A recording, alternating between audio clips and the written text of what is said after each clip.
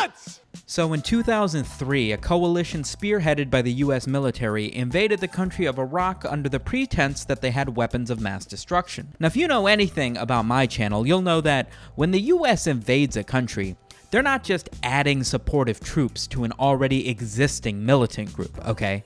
When the US invades a country, the US invades a country. Your current existing dictatorship is going bye-bye, and we're coming home with some fantastic olive oil. Stopping weapons of mass destruction. So Saddam Hussein was an existing dictator, and the US figured, you know what?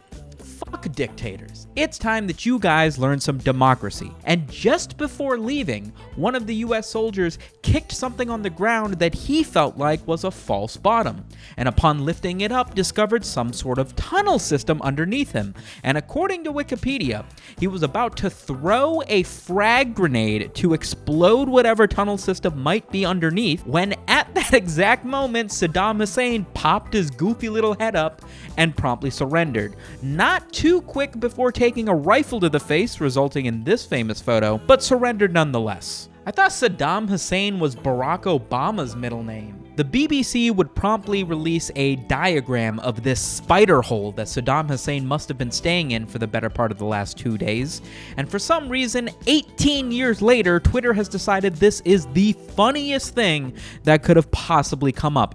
If you take a look at the diagram, the dude wasn't working with a lot. He had an air vent, some sort of fan, a place to rest his head. Really, the memes have been fantastical. Impossible to understand, but fantastical.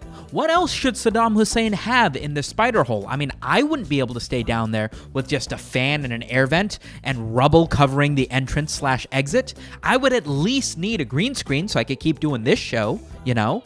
If he's got a vent, who's to say that he's not really sus? You know what I mean? No vending machines? No anime girls? What was my man doing? I don't even recognize Saddam Hussein. You know what I mean? The only overseas militant group leader I acknowledge is Osama bin Lifting. What few people know about Saddam Hussein is he actually grew up in Brooklyn, New York. So I think the reason that he actually dug this hole in the ground is just because he missed his Brooklyn apartment. Look, it's twice the size of what you get in New York, which is fair, but if you gave $5,000 to whoever owned the land, it would feel exactly the same. I bet you the rats are even the same size. While reading up about this operation, I found out that the US military is just a bunch of fucking memers. The operation to hunt down Saddam Hussein was titled Operation Red Dawn, which apparently is just like an old military movie. The 2 sites where they wanted to thoroughly search to see if they could find Saddam Hussein were named Wolverine 1 and Wolverine 2, both of which were named after Team Wolverine in the Red Dawn movie, which means at some point in the future, they're going to make a movie about the capture of Saddam Hussein, in which they have to talk about Operation Red Dawn, which is a movie that already exists in this universe prior to them capturing Saddam Hussein. The only thing this operation is missing is someone turning into a pickle, bro. Funniest shit I've ever seen. Saddam Hussein, more like I forgot my wallet, who's paying? 'Cause I don't want to split the bill. Why did they make Saddam Hussein so red? I have a very, very, very convoluted idea as to what's happening here. I don't think anybody actually gives a shit about Saddam Hussein. I know I don't. I think the reason that this diagram is becoming so popular is because they painted Saddam Hussein completely red in an effort to promote the new live-action Clifford the Big Red Dog movie. That's right, Emily Elizabeth, more like Osama bin Swaggin. So Kyle Massey is facing charges due to having inappropriate contact with an underage girl. Don't know who Kyle Massey is? Of course you don't. Who the fuck knows any actor by their real name, except for Tom Cruise, I guess? You know him as Cory from Cory In The House, and also That's So Raven, but let's be fair, we're talking about Cory In The House. My man has been the face of so many memes. It bugs me. It bugs me thoroughly. It's one thing to make it big in Hollywood. Fine, go dick around with underage girls. We're expecting it at this point. You're a terrible person.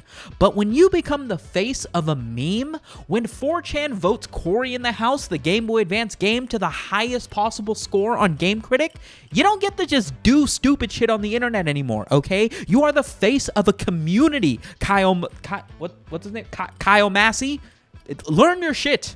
Evidently, Kyle Massey, Cory In The House has not been finding a ton of acting work lately. Surprise, surprise. Child stars don't exactly transition into fantastic new shows. Although, is the iCarly reboot any good? Someone let me know in the comments. I gotta maybe check that out. Kyle Massey has known this girl since she was 4 years old. I'm assuming a close family friend or a relative or something. And under the assumption that he would be giving her acting lessons and help her make it big, has been sending her Snapchats. I just don't know why people use Snapchat anymore. The stories are never good. Anyway, he sends her some stuff that he totally shouldn't have, invites her to come and live with him at his house in California, which he totally shouldn't have, and hasn't shown up to his most recent court date. So things aren't looking good for Cory In The House.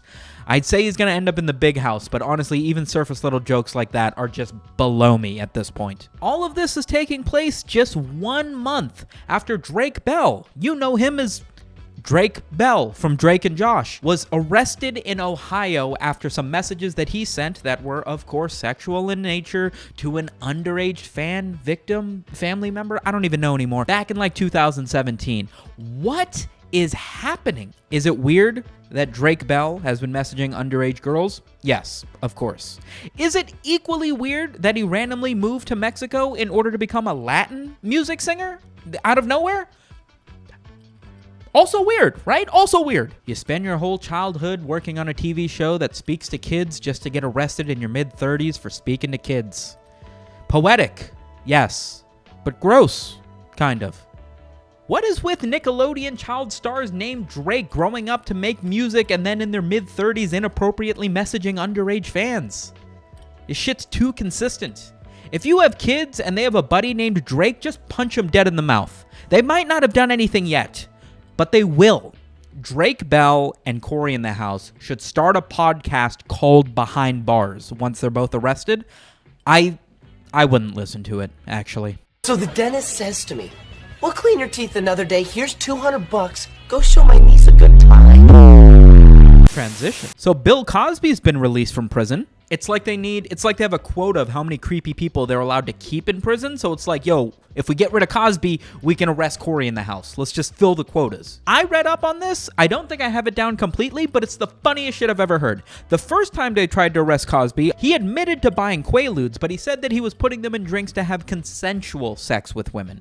But because it wasn't a police interview, it was just a normal interview, they couldn't use that in evidence in the first try against him. But then when they went a second time, they used it as evidence. And now he's being released because they were like, wait a second, we already said we couldn't use this, and this is the key evidence we're using the second time. I hate that Bill Cosby's situation has to be the oldest, most boomer-ass drug he could have possibly used. What the fuck is a Quaalude?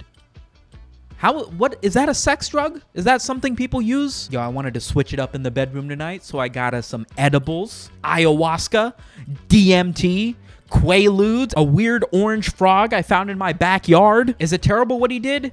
Yes. Do I totally see him doing it? Kind of. I mean, who the fuck is willingly having sex with Bill Cosby? Transition! So gay month is over. God, am I happy. My ass... Nope. So Pride month is over, so we can all stop pretending to be gay. You guys were doing that too, right? Either way, it's over. So we don't need to worry so much about brands shoving LGBTQ plus love in our faces, whether they actually mean to or not. Though there is one story I feel like is probably worth a little bit of talk. Ikea has released a bunch of LGBTQ plus positive couches, and they are just so... I hate them. Not the LGBTQ plus, but these couches. I'm not an interior decorator. Maybe these are the best looking couches in the world. I just don't vibe with them. Is it just me, or does the asexual couch look like there's a vulva on it? I feel like you might have missed the mark a little bit with this one, bro. The real draw to this, however, is the bisexual couch, which has text on it. Because, you know, when you're sitting on a couch, you want to be able to read it. IKEA, come on, furniture's like your thing. You can't be dropping the ball with shit like this. The couch reads, when you switch or to and, nobody believes you. Which is an ominous thing to write on a couch that's supposed to be celebrating someone's sexuality. This is the most sinister shit you could have put on a couch. Nobody believes you? Why is nobody believing me? If you lose one of the pillows, the couch just reads, nobody believes you. Why does it feel like this couch is gaslighting me? Twitter user Ikea Couch explains that the couch was designed with a poem in mind. In fact, a poem that he wrote when he was 15, trying to express the fact that he felt like his sexual identity was being erased by other people. The full context of the poem is everybody loves boys or girls, but when you change or to and, nobody believes you. And with context, it makes a little more sense. It's kind of cute even, but the internet doesn't give you context. You can't just say stuff on the internet that people can take out of context to make you look bad. It's gonna happen every time. And when it comes to stuff like people's sexuality, you have to think of kids. I'm thinking about kids all the time. Transition. Ayo, new Wojak just dropped. You guys know Wojaks. Everybody loves Wojaks, but where do they come from?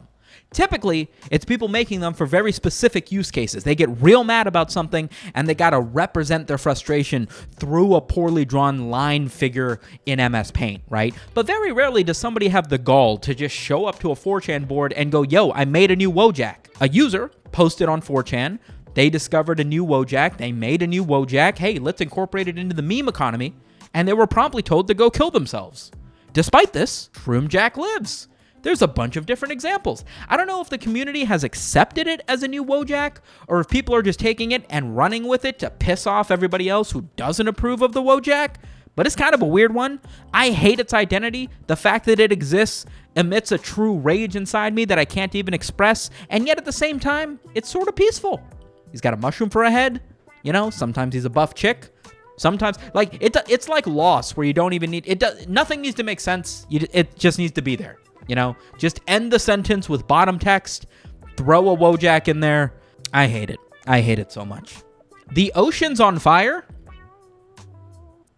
Didn't think you'd hear that one today, did you? But the ocean is on fire due to some sort of oil leak somewhere in the Gulf of Mexico, Pacific Ocean, Antarctic Ocean. I don't know. I don't do research for this shit. The ocean's on fire. Now, I've watched a few too many episodes of SpongeBob to actually believe that this is what's happening. I don't think it's possible. And yet the ocean's on fire. Here I am, sorting my recycling, doing my best not to fart too often, wearing the same underwear 9 days in a row to conserve electricity, water, and any other non-renewable resource I can. And these fucking guys are just setting the ocean on fire? If you're in that situation, are you allowed to take the cooked fish home? Like, just honest question. Like, you put out the fire, everything's good, right? There's a couple steamed lobsters floating around. Can you take them home? Like, they're just... Something else is going to eat it regardless, right? How do you put out water? If the ocean's on fire, what are you going to do? Are you going to dump water on top of it? There's already water there, genius. Is a fire boat a thing? Like a fire truck? Is a fire boat a thing? What is the purpose? Do they have water on board, or do they just pump salt water out from under the boat? I don't know how to stop the ocean from being on fire. That's not a problem I know how to fix. I do know how to stop your week from being ass, and that's by liking this video so that I show up in your recommended feed more. If you do that, you'll be able to see more of me, and who doesn't want more of me? Shout out to the Patreon boys in the back. Remember to click confirm after you hit the unsubscribe button. If I timed this correctly, my channel should be at exactly 100K, and if it is, thank you for it. And if it's not, just come back in like 2 hours, watch the video again, and then it will be at 100K, and this whole sentence will make more sense, okay? Just keep doing that until the numbers get to 6 figures, all right? Appreciate it. Catch you next week. Spisu.